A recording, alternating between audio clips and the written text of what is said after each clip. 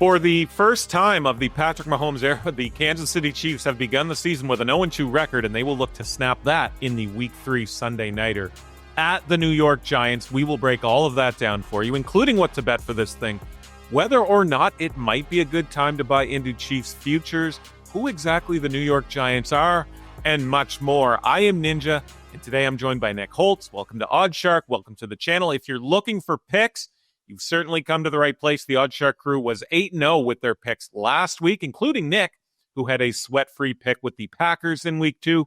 Hit that thumbs up button. Hit that subscribe button. Let us know what you're betting in the comments section below. All right, Nick, the Chiefs 0-2 straight up, 0-2 against the spread. Are these warning signs that the Chiefs are on the decline, or will this all be forgotten by like Week 10 or something?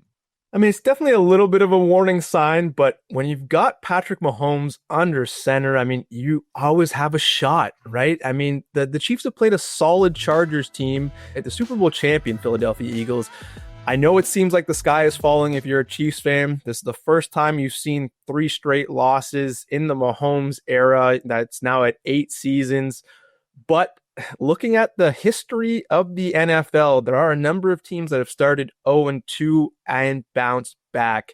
Of course, you go back to 1993 when Emmitt Smith held out on the Cowboys. Jerry signed Smith to a lucrative contract and they won the Super Bowl. And then in 2001, the New England Patriots and some guy named Tom Brady took over as quarterback, and they go on to win the Super Bowl. And most recently in 2007, the New York Giants fall to 0-2 with Eli Manning at quarterback. They wake up in Week 3 and, of course, win the Super Bowl. So I wouldn't count out Andy Reid and Mahomes just yet. So a perfect segue to my next question. And before I do, shout out to your Packers, who have gone from plus 2,000 to plus 650 over at BetMGM in Super Bowl markets, because that leads me to my next question. The Chiefs have taken a bit of a mini tumble down the Super Bowl odds board to around plus 1,400, depending on the book.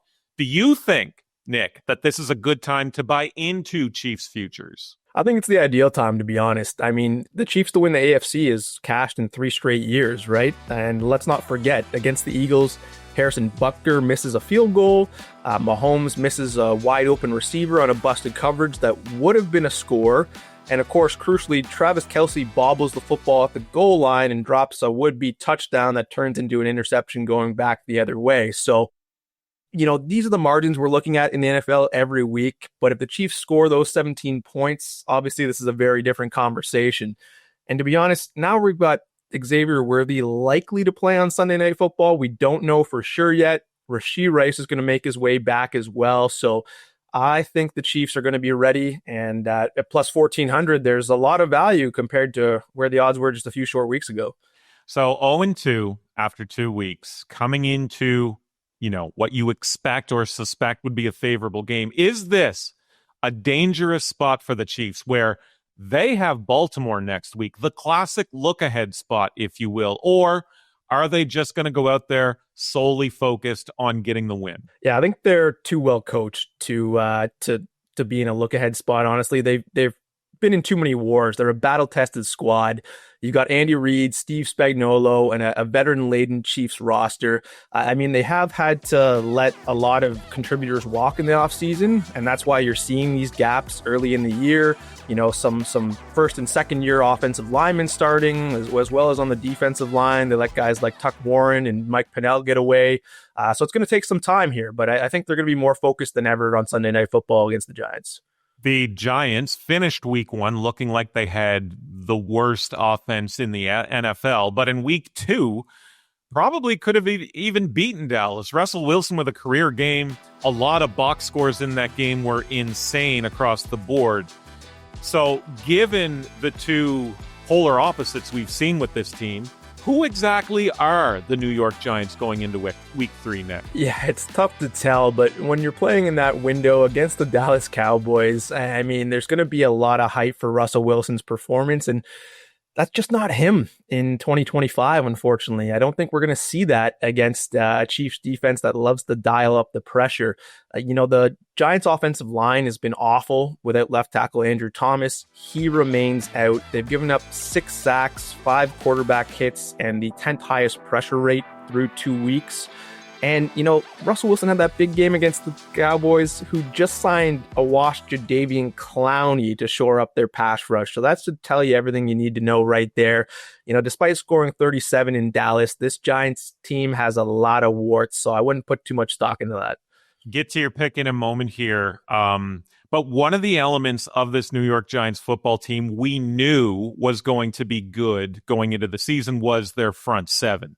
Do you see this Giants front seven maybe causing some problems for Patrick Mahomes on Sunday? I'm sure they will. I mean, they're loaded up front. You've got Brian Burns, you got Kayvon Thibodeau, Dexter Lawrence, and of course, the rookie out of Penn State as well.